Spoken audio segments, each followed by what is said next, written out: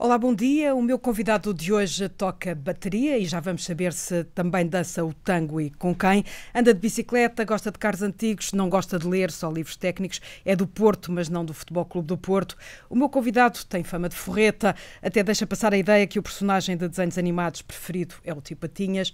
Rui Rio, líder do PSD, entrevista para seguir também no Facebook Live da Antena 1. Não vou perguntar quanto ganha, mas posso saber que dinheiro pôs de lado este mês na sua conta poupança. Eu faço esta pergunta porque também já fiz saber que é um vício que ficou de adolescente, todos os meses poupa parte do salário. Isso é verdade. Praticamente todos os meses consigo poupar parte do salário, desde que comecei a trabalhar, porque adapto as minhas despesas às receitas, não é? Houve ali um momento, no fim, em que eu estive na Câmara do Porto, com os cortes salariais todos que houve, foi dos únicos momentos da minha vida toda, e eu já desconto há mais de 40 anos, não é? Já tenho salários há mais de 40 anos, que eu não consegui poupar nada. Agora, não lhe sei dizer ao mês, isto não é ao mês, é de vez em quando, ao fim de 3 ou 4 ou 5 meses, lá tenho algum saldo excessivo na conta e passo para uma outra conta onde aplico. Aplico a taxas miseráveis, como todos nós, não é? Hoje está rico. Está rico. Não estou rico. O senhor já sabe... Jogo no Totoloto para tentar ficar, mas não tenho sorte. O senhor já sabe, não arrisca e não gosta de perder nem a feijões. Tem sublinhado que até agora nunca perdeu nenhuma eleição. Nas próximas europeias, qual é o resultado para si que pode ser ganhar ou perder? Eu nunca perdi nenhuma eleição, mas eu já perdi. Atenção, ninguém tem uma vitória forte sem primeiro perder. Atenção, isto é absolutamente fundamental. Ninguém tem carisma sem primeiro perder. Agora, o perder pode não ser uma eleição, pode ser um tempo de maturação, ou seja, está a perder, ninguém o entende, é criticado, percebe? Aí já perdi muito, ou seja, já estive em minoria muitas vezes na vida. Agora, em atos eleitorais é que nunca perdi. O que é bom para o PSD na próxima eleição europeia? É assim, bom é subir substancialmente. Muito bom é ganhar. Se perder um deputado, o PSD neste momento tem 6 deputados, se perder um deputado, ainda assim considera que é um bom resultado? Não, se perder um deputado é um mau resultado. Bom é subir substancialmente. Subir. Perder um era descer. Não, subir substancialmente. Muito bom é ganhar. Mota Amaral ficou fora das listas, era o nome indicado pelo PSD Açores. Nas reações veio dizer que os elogios que lhe dirigiu a ele soaram a falso e veio dizer mais que a sua credibilidade, a sua de Rio, está debilitada depois de ter garantido que manteria a tradição de haver um candidato dos Açores em posição elegível. Como é que responde a esta crítica de Mota Amaral? Bom, isso que está a dizer eu não ouvi tudo isso, mas enfim, vou tomar que seja assim que possam ter dito. Eu não quero alimentar essa polémica porque nós temos uma lista francamente boa, muito equilibrada, e depois as notícias que saem é só sobre esse pequeno aspecto de não estar os Açores. Olha, se tivesse os Açores, se calhar era de não estar o Norte, ou o Centro, ou o Sul. Quer dizer, não podem estar todos. E, portanto, nós temos de fazer uma lista equilibrada. A nossa lista é muito equilibrada. É uma lista que tem um deputado do Norte, um deputado para representar o Norte, um para o Centro, um para o Sul, um para o Porto, um para a área metropolitana de Lisboa, um para a Juventude, que é a Lídia Pereira. Portanto, tudo isto é um equilíbrio. E um para as regiões autónomas também, com certeza, como é evidente. E depois o oitavo seria o da segunda região autónoma. O oitavo. O PSD tem 6, a última vez teve 6, foi o pior resultado que alguma vez teve. A probabilidade de ter 7 é muito elevada e de ter 8 também, eventualmente. É bem possível termos 8. Portanto, nós rotativamente, foi ano passado, da última vez, os Açores estiveram à frente da Madeira, embora os dois em lugar elegível. Agora passa a Madeira à frente, da próxima vez volta a passar os Açores à frente e há um deputado que tem de representar os interesses das regiões ultraperiféricas portuguesas, que é, neste caso, os Açores e a Madeira. Ninguém colocou o Dr. Mota Amaral em oitavo, porque o Dr. Mota Amaral não pode ser oitavo. O Dr. Mota Amaral, a partir do momento que o Dr. Paulo Rangel é o número 1, o Dr. Mota Amaral era o 2 ou o 3. Apenas uma questão de o 2 ser... Enfim, eu achar que era interessante ter como número 2 uma senhora, e neste caso particular, a Lídia Pereira, uma jovem. Pronto. E isso, eu só posso ser o 2 ou o 3. Se eu não tenho lugar para o 2 ou o 3 nos Açores, para os Açores, o Dr. Mota Amaral não pode ser, eu acho que... Portanto, ninguém deu ao Dr. Mota Amaral lugar nenhum. Deu-se aos Açores o 8º lugar. Não querem, eu O PS Açores já disse que não vai fazer campanha eleitoral. Num partido que está na oposição e quer ganhar eleições, pode dar-se a esse luxo de prescindir... Não pode dar-se essa. Da última vez, um deputado europeu custa, entre aspas, cerca de 130 e tal mil votos. Da última vez, depende dos níveis de abstenção, foram muito elevados da última vez, custa cerca de 133, 132 mil votos. Nós nos Açores, da última vez, tivemos 12 mil e tal votos. Não é uma fortuna, se assim se pode dizer. Mas, naturalmente, todos os votos contam e não é bom, não é positivo. Eu não percebo, sinceramente, esta animosidade, porque se havia uma característica na região autónoma dos Açores era a sensatez, o equilíbrio, mas enfim, pronto, isto passa. Pedro Marques é o cabeça de lista do PS às europeias e o Governo faz desde já saber que o quer a Comissário Europeu com a pasta dos fundos estruturais. É uma boa opção? Vai ter o apoio do PSD? Estamos em patamares distintos. Primeiro, estamos numas eleições europeias e aquilo que foi a escolha do Partido Socialista, na minha opinião, foi uma má escolha. Tinham outras opções melhores. A lista do Partido Socialista, que tem dito o Dr. Paulo Rangel e bem, é um certo depósito de ex-ministros de António Costa e ex-ministros de José Sócrates. É o Dr. Pedro Marques, que foi secretário de Estado no governo Sócrates, ministro agora mais recentemente. A doutora Maria Manuela Leitão Marques, a mesma coisa, foi secretário de Estado, é ministra.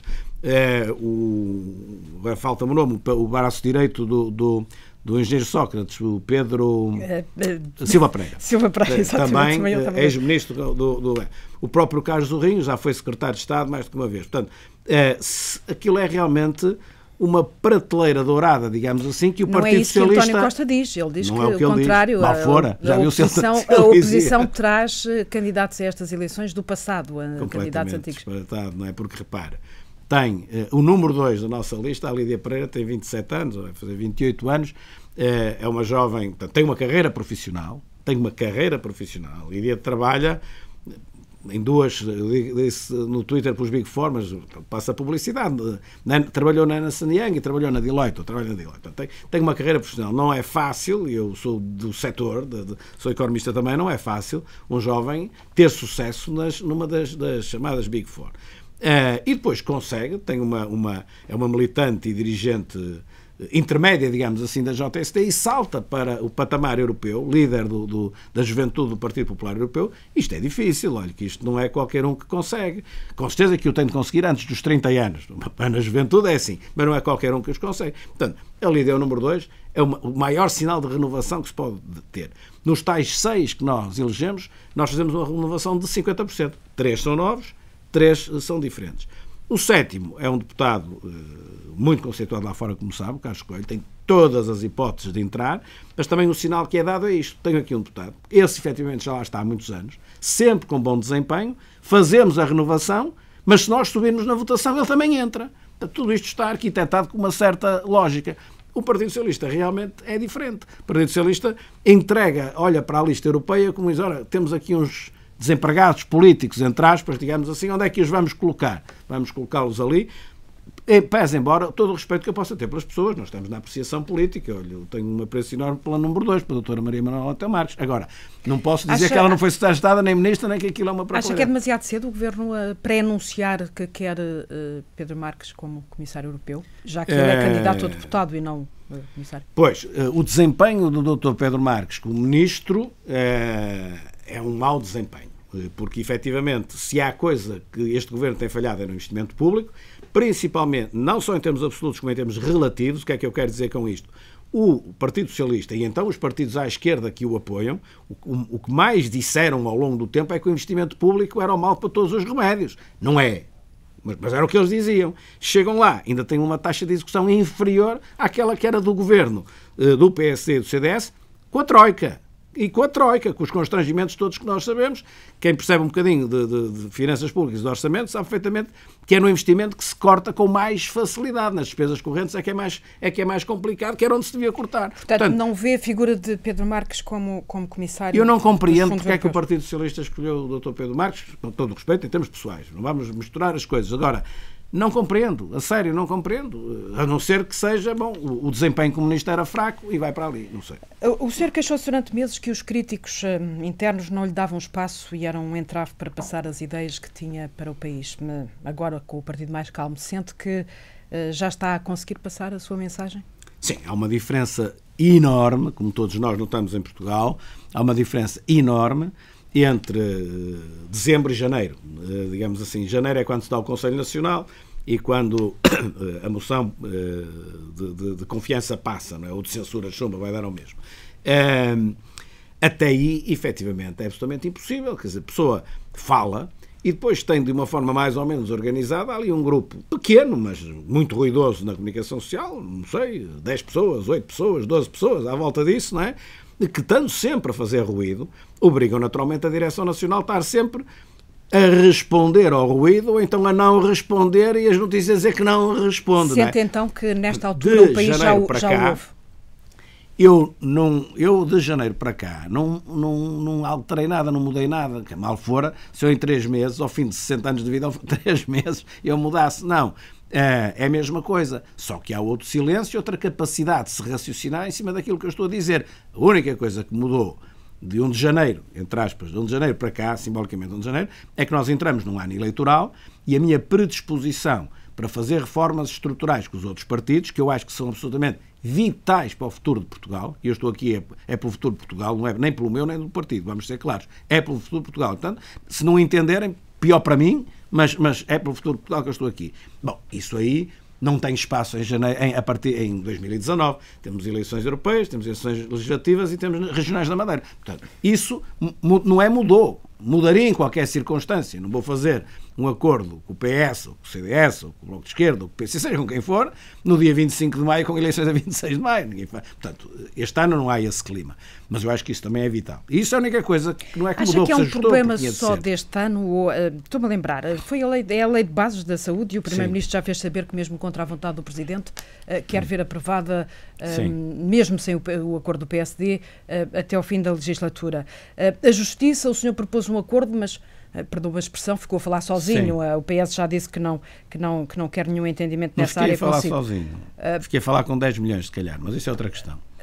Mesmo que seja possível, é desejável esse entendimento com o Partido Socialista de que o senhor fala para essas reformas? O que não é desejável. Não pode ser visto como uma espécie de o senhor colocar-se numa posição de muleta de António Costa? Pois, não é desejável. É vital para o futuro de Portugal. Vital para o futuro de Portugal. Olha, não é alguém que chega aos 60 anos e aceita ser líder da oposição, que é um dos cargos mais difíceis que há em termos políticos, alguém que aceita isso, não é? Principalmente com esta idade, tem de estar muito focado num objetivo e muito convicto num objetivo. Senão não tem força para isto. Isto não é fácil. E aquilo em que eu estou focado é no interesse de Portugal. Não tenho dúvida nenhuma. E o interesse de Portugal, para o interesse de Portugal, é vital que em matérias estruturais os partidos se tentem entender.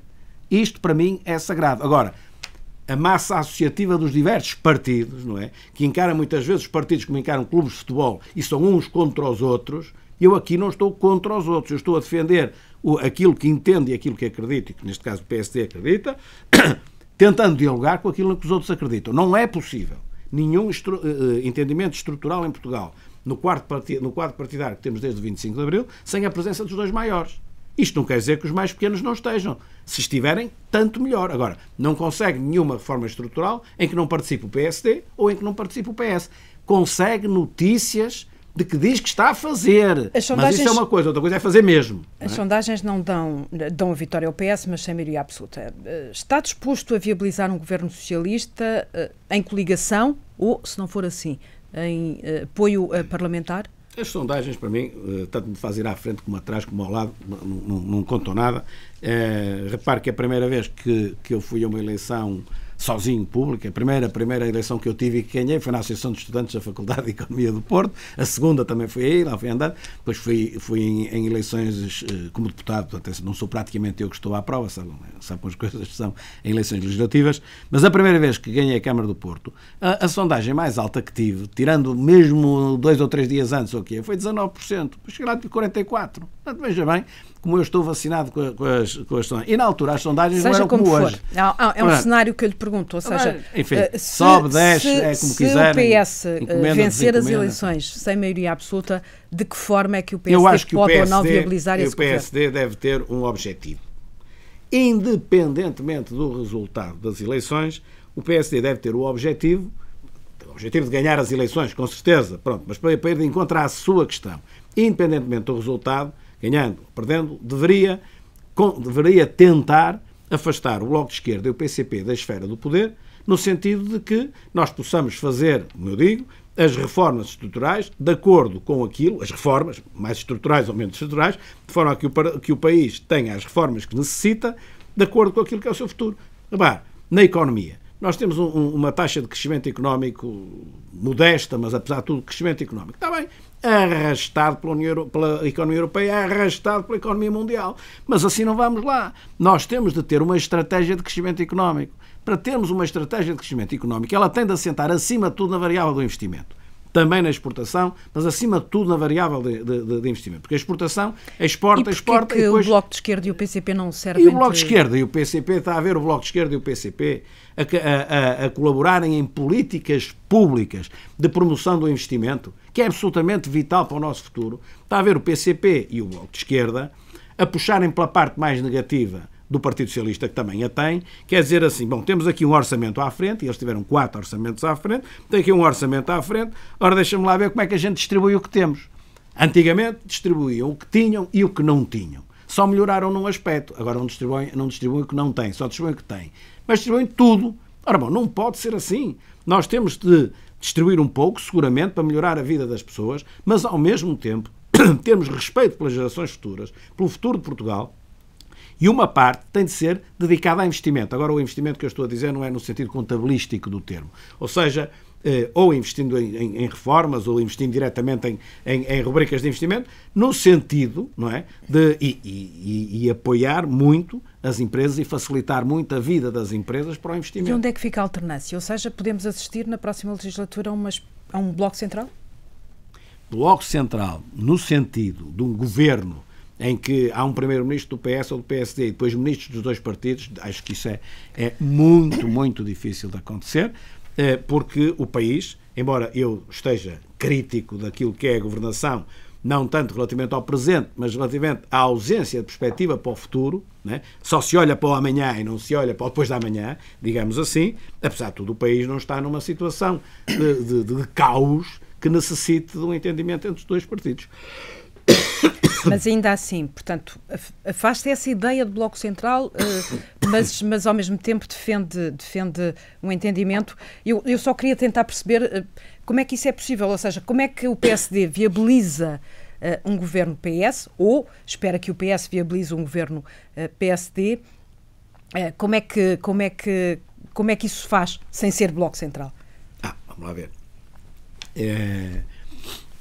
Aquilo que é fundamental no entendimento entre os diversos partidos, e neste caso entre os dois principais partidos, não é quantos ministros tem cada um ou quantos secretários de Estado tem cada um. O que é fundamental é que possa haver, como digo, uma política reformista a sério para Portugal nos diversos setores em que isso é necessário. Não é preciso estar no governo, pode estar no governo e depois no quadro atual, quando há bocado falou da justiça, por exemplo, eu na justiça, uma vez que mais ninguém fazia nada, procurei eu fazer isso, não é? E não entreguei só ao Partido Socialista, entreguei aos partidos todos. Não é uma proposta, uma base de trabalho, digamos assim. Portanto, um governo que tenha a presença física de ministros dos dois partidos e só dos dois partidos, eu acho que isso só numa situação limite, em que a situação nacional é de tal ordem má que necessita. E se repare que nem com a Troika isso aconteceu. Portanto, é um bocado difícil isso algum dia acontecer.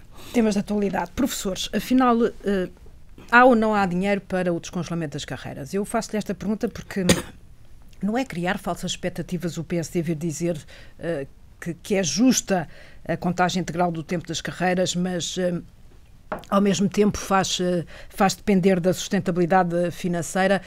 Isso não é criar falsas esperanças aos professores? Não é o que diz o Governo?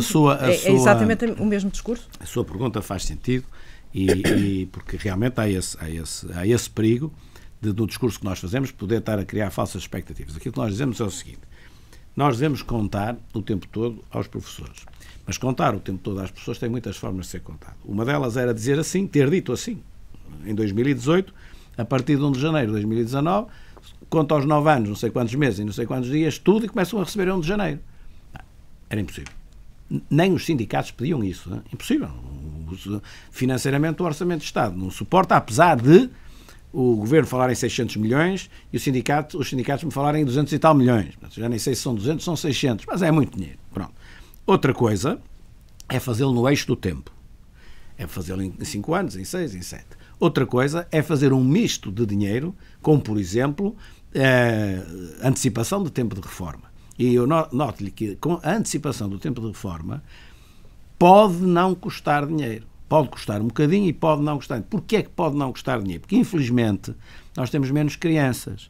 E, portanto, nem todos os professores que se reformam têm necessariamente de ser substituídos. Há aqui um equilíbrio. Alguns terão, outros não terão, em função por um aspecto negativo do país, que não nascem poucas crianças, mas é a realidade. E, portanto, o professor deixa de receber do Ministério da Educação, passa a receber do Ministério da Segurança Social, não é? Portanto, no Orçamento de Estado a coisa fica na mesma, ou mais ou menos na mesma, mas pode não ter que ser substituído e ele, para a reforma iria sempre, mais ano, menos ano. Portanto, a forma de contar o tempo, e 2 anos já estão, portanto, faltam 7 anos, e esses 7 anos têm de ser um misto de dinheiro no eixo do tempo, ponto 1, ponto 2, de antecipação da reforma. Olha que um professor com 60 anos, 61, 62, estar a dar aulas aos miúdos que estão com 13, 14, 15 anos no 7º, 8º, 9º ano é uma coisa muito pesada. Penso que sabe, não é? Sabemos todos, não é? Sabemos todos. Passos sociais. A sua primeira reação foi considerar injusto que a redução dos passos seja à custa de todos os portugueses. Agora, numa segunda reação, continua a pensar assim? Não acha que esta brutal redução que vai abranger milhares de famílias não é justa? Eu era incapaz de tomar esta medida que o PS está a tomar da forma como está a fazer. Era incapaz, eu conheço-me, era incapaz de o fazer. Porquê? Olha, por 2 razões fundamentais. A primeira, porque necessariamente olhavam para mim e diziam assim: tiveste tanto tempo ao fazer e faz em cima das eleições. Não faço.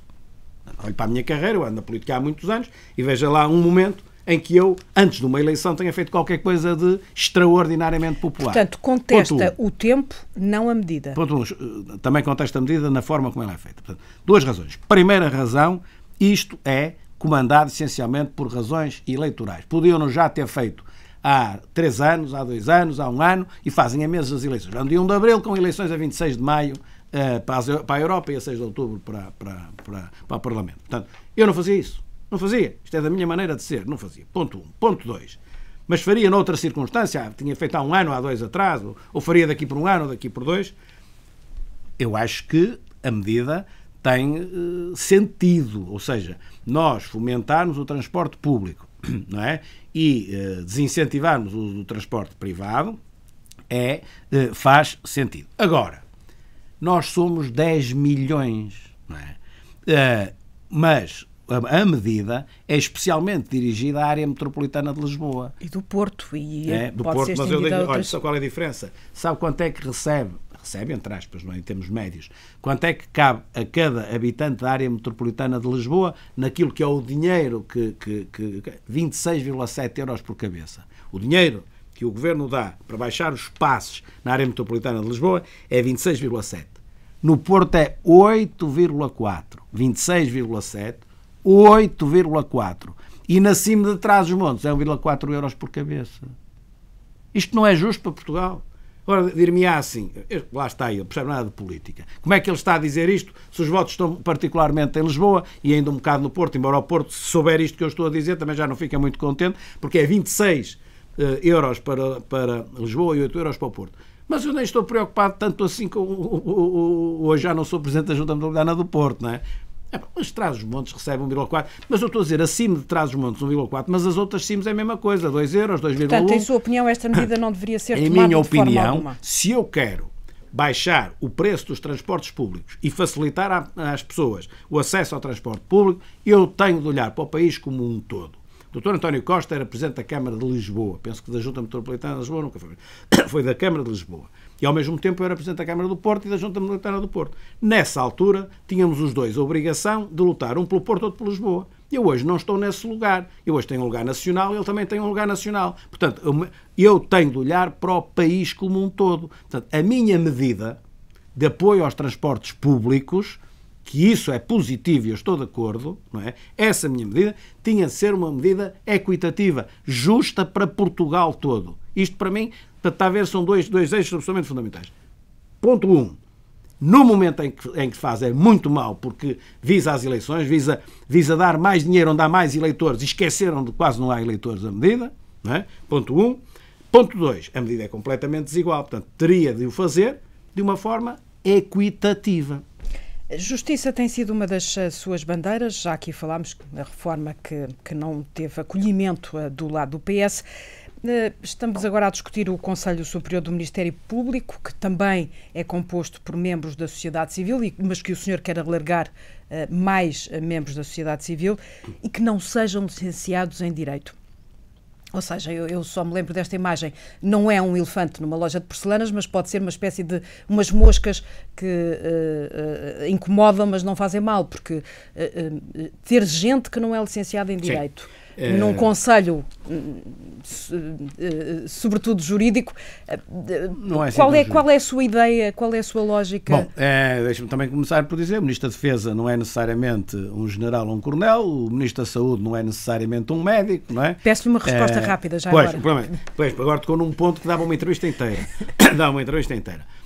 Eu não fiz a proposta de reforma da Justiça ao PS, fiz aos partidos todos, e as coisas não se realizaram, não é só por responsabilidade do PS, é transversal, vamos ser justos, foi transversal. Era o que eu estava à espera, mas não deixei de fazer aquilo que é a minha obrigação perante o país.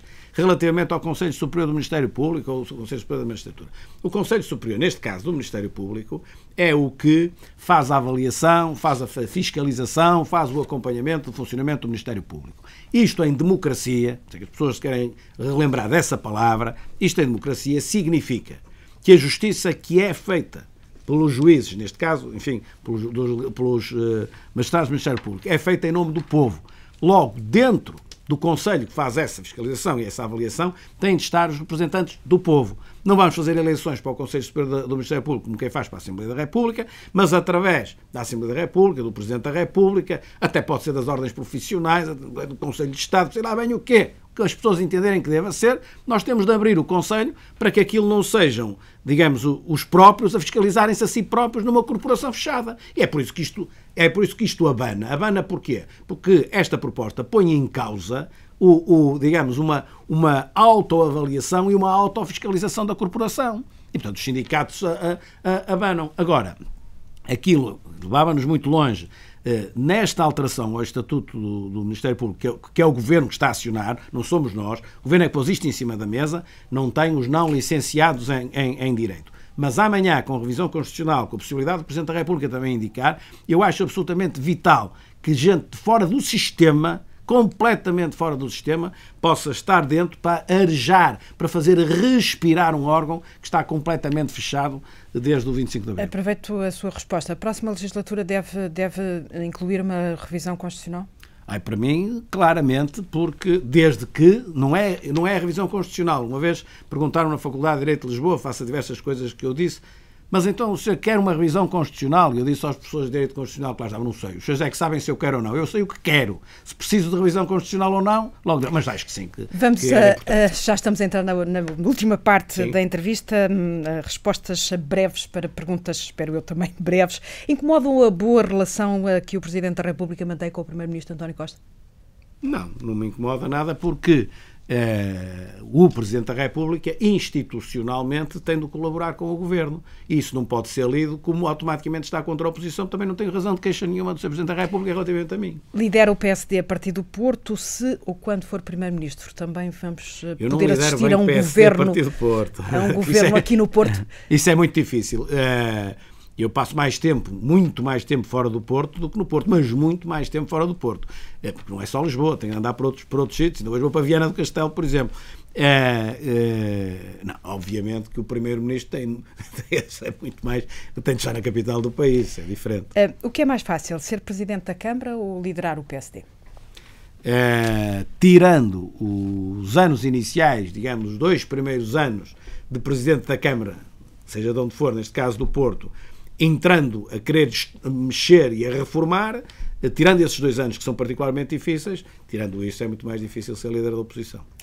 Não é Presidente do PSD, líder da oposição. Se fosse hoje, voltava atrás e abria as portas da Câmara aos festejos do Futebol Clube do Porto, quando conquistou a Liga dos Campeões? Volta-me a fazer uma pergunta que era preciso já mais tempo para responder, mas isso não é assim, não é linear. Eu, quando o Porto ganhou, salvo erro, em 2003, 2004, já não me lembro, primeira vez que ganhou, sendo eu Presidente da Câmara, eu convidei para irem lá. Não no dia à noite, não é no dia à tarde, sai do futebol e vão todos para lá, mas institucionalmente na segunda-feira seguinte. E isso foi recusado.